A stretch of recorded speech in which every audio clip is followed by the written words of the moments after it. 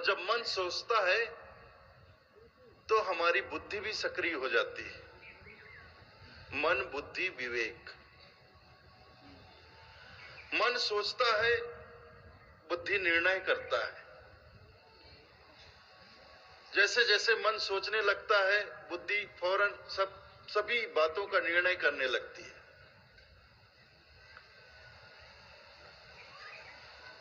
विवेक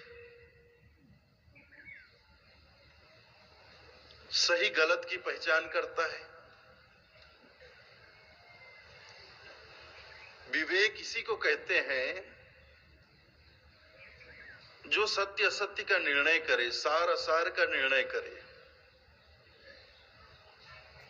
क्या उचित है क्या अनुचित है इसका निर्णय करे।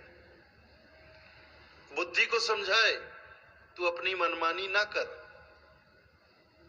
विवेक इसे कहा जाता है। विवेक और बुद्धि में इतना ही फर्क है कि बुद्धि कुछ भी करने को तैयार हो जाए, कुछ भी निर्णय ले ले, लेकिन बुद्धि का लिया हुआ निर्णय उचित है, अनुचित है, सही है, गलत है, इसका निर्णय विवेक करता है। मन में भावना उठी, बुद्धि ने निर्णय, नहीं ठीक है मैं ऐसा कर दूंगा। लेकिन अगर विवेक हमारा जागा हुआ हो तो मन और बुद्धि तो मनमानी करते हैं जीवन में। मन में इच्छा विवेक हमारा अगर सोया हुआ है तो मन बुद्धि को रोकने वाला कोई नहीं है हमारे अंदर। उनकी मनमानी चलती है और ये हमारी सारी इंद्रियां उनके बस में होती है। मन ने इच्छा की, बुद्धि ने निर्णय ले लिया, आज्ञा हुई, इंद्रियां सक्रिय हो जाती, काम करने में लग जाती है। कर्मेंद्रियां जो है वो कार्य करना शुरू कर देती है। मन में जैसे इच्छा हुई, आज मौसम बड़ा बेईमान है, बड़ा मस्त मौसम है, क्यों ना थोड़ी बहुत चढ़ा ली जाए। अब ये मन में इच्छा हुई कि थोड़ी पी ली जाए तो फौरन बुद्धि सोचने लगती है, हाँ पी लिया जाए, आज मौसम भी सही है, पीने का ही मौसम लग रहा है, बड़ी सुहानी शाम है। ये मन में भावना जागी, पी ले थोड़ा, बुद्धि ने फौरन निर्णय, हाँ पी ले चले। अब विवेक सोया है तो कोई हमें रोकने वाला नहीं है। बुद्धि ने निर्णय लिया और हम चल पड़े, चल।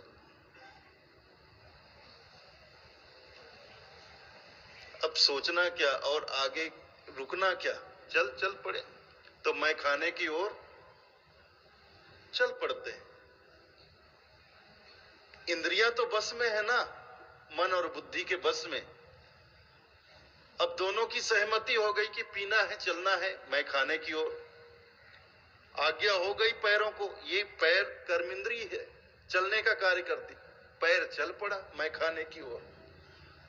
विवेक सोया है तो कोई रोकने वाला, अगर विवेक जागा है, विवेक जागा हुआ हो तो फौरन कहेगा नहीं, ये बिल्कुल गलत है, ये सही नहीं है, नशे का सेवन हमें नहीं करना चाहिए, शराब पीना बहुत गलत बात है, इससे हमारा नैतिक पतन होता है। शराब पीने से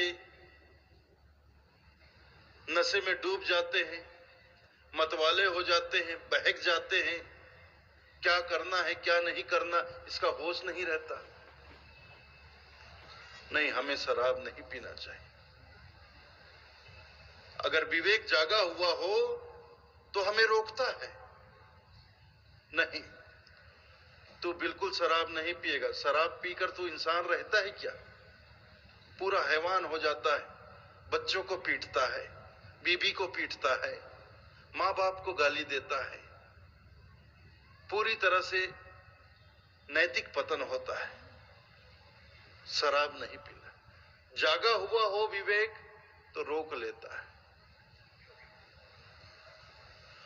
तो ये मनुष्य योनि है, सबसे विकसित योनि। 10 इंद्रियां, मन, बुद्धि, विवेक। लेकिन आश्चर्य की बात है कि मनुष्य योनि से कम विकसित योनि में जब हम रहे पिछले जन्मों में, तब हमने हर जन्म में अपना विकास किया और पूर्ण विकसित योनि को धारण करने के बाद हम पतनशील हो जाते हैं। मनुष्य योनि में आते ही हम नीचे गिरने लगते हैं, जबकि होना तो ये चाहिए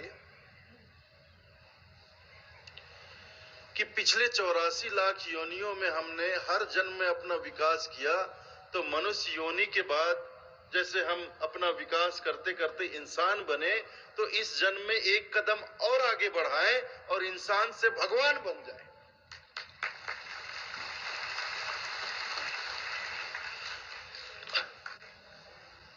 ऐसा विकास होना चाहिए। तो मनुष्य जीवन का लक्ष्य ही यही है कि अब तक विकास किया है, अब इससे आगे भी हमें विकास के क्रम में बढ़ना है।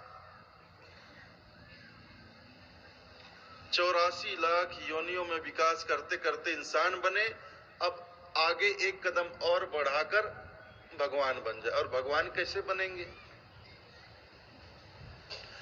भगवान हम भगवान के शरण में जाकर ही बनेंगे। उनके हो जाएं तो हो गए। कल मैंने कहा था ना, बूंद समाना समुद्र में जानत है सब कोई, पर समुद्र समाना बूंद में ये जाने बिरला कोई।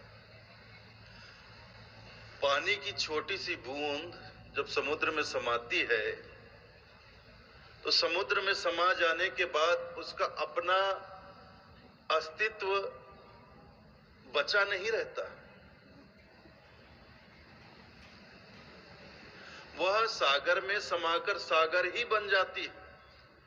जैसे छोटी सी नन्ही है, अपना रूप उसे प्रदान कर देता। वही बात है कि पूर्णतः अपने प्रभु के, अपने आराध्य के शरण में समर्पित हो जाएं, तो देखो हम अगर प्रभु को समर्पित होते हैं, साहब को समर्पित होते हैं, हम साहब के चरणों में समा जाते हैं, तो साहब भी हमें अपना स्वरूप प्रदान कर देते हैं। जाता कुछ नहीं है। देखिए, मिटना तो तय है।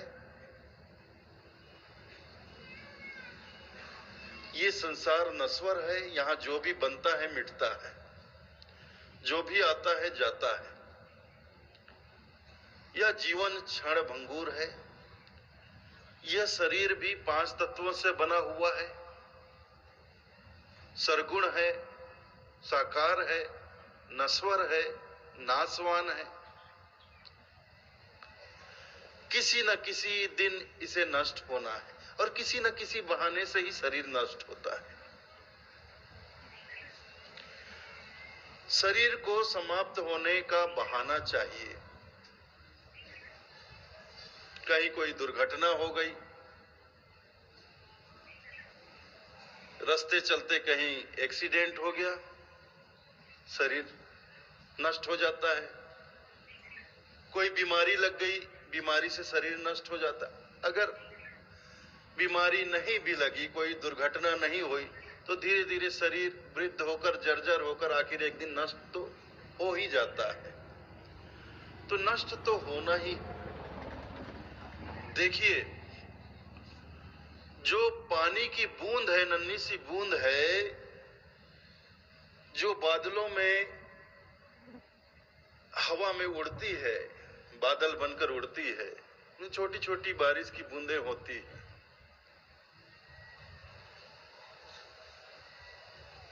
उसे गिरना है।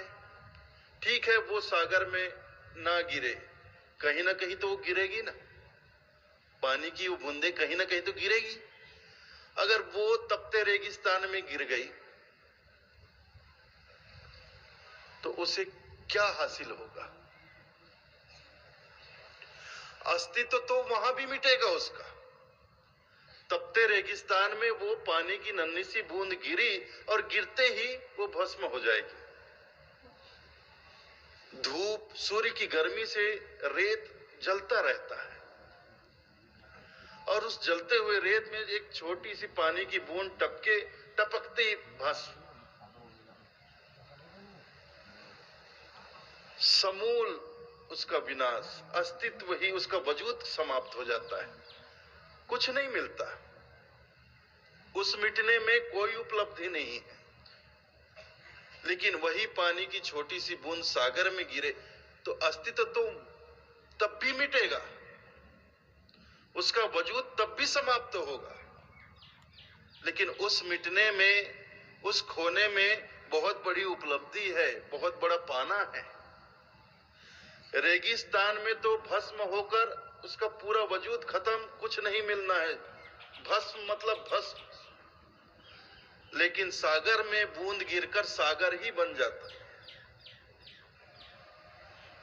तो यहां भी खोना है, लेकिन यहां खोना क्या है? अपने छोटेपन का खोना है। यहां भी हम मिटते हैं। सागर में छोटी सी बूंद समाए तो वहां भी वो मिट जाती है, लेकिन उस मिटने में बड़ी उपलब्धि है। वहां खोता है उसका एक छोटा सा अस्तित्व, छोटापन खोता है, लेकिन वो सागर की तरह विराट हो जाती है। सागर में समाकर वो सागर ही बन जाती है। तो बूंद समाना समुद्र में ये जानत है सब कोई, पर समुद्र समाना बूंद में ये जाने बिरला कोई। तो बहुत कम लोग इस बात का चिंतन कर पाते हैं, इस बात को समझ पाते हैं, सोच पाते हैं, विवेक कर पाते हैं कि मिटना तो हमें है ही। ये संसार भी जलता हुआ रेगिस्तान है। संसार में हमने अपना जीवन खपाया तो मिटना तो है ही है, चाहे ऐसे मिटे चाहे ऐसे मिटे। लेकिन संसार में खप गए, मिट गए तो यहां कुछ नहीं मिलना है। मिट गए मतलब मिट गए, खप गए तो खप गए, यहां पाना कुछ भी नहीं। लेकिन अपने आराध्य की भक्ति में, उनके सेवा और समर्पण में अगर खुद को न्यौछावर करते हैं, समर्पित करते हैं, तो मिटना तो वहां भी है। लेकिन मिटना बहुत थोड़ा सा है, हमारा छोटापन ही मिटेगा, लेकिन पाना बहुत विराट है, बहुत विशाल है। कुछ लोग कि भाई हम खुद को परमात्मा के हवाले क्यों करें, परमात्मा को हम क्यों न प्राप्त करें। कुछ लोग पुरुषार्थ चाहते हैं, पुरुषार्थ, कुछ भी मिले, जो भी मिले हमारे पुरुषार्थ से मिले। तो जरा आप सोचिए, वो परमात्मा तो असीम है, अपार है, और हम सीमाबद्ध हैं। तो जो सीमे में बंधा है वह असीम को कैसे प्राप्त करेगा? अपने हाथों में नहीं ले सकते, लेकिन खुद को उनके हाथों में जरूर सौंप सकते हैं। तो जो संभव है, जो हो सकता है, हम वही करें तो बेहतर होगा। तो मोक्ष जैसे हमारा लक्ष्य है, तो वो तो परमात्मा के चरणों में समर्पित होने से ही प्राप्त होगा। तो ये भाव, भक्ति, सेवा, समर्पण का मार्ग है। अब कभी इस मार्ग पर चले नहीं, तो निश्चित रूप से हमें कोई मार्गदर्शी चाहिए, मार्गदर्शक चाहिए, जो हमें इस मार्ग के संबंध में बतलाए, इस मार्ग की जानकारी दे। तो ये मार्गदर्शक होते हैं हमारे संत महात्मा।